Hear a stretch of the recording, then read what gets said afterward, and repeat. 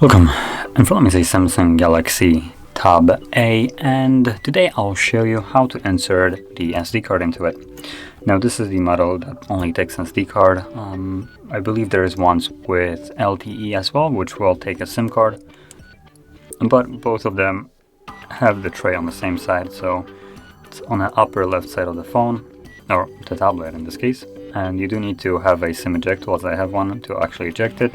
As you can see, once you press it in, the tray will pop out and you can take it out, and here you have space for the SD card.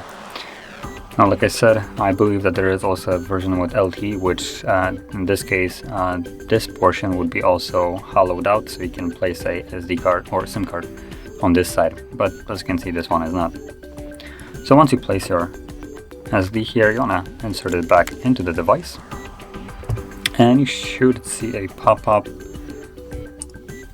Oh, there we go, it's right here. So it did recognize SD card and it's already working. So that is how you could insert an SD into this device. So if you found this very helpful, don't forget to hit like, subscribe, and thanks for watching.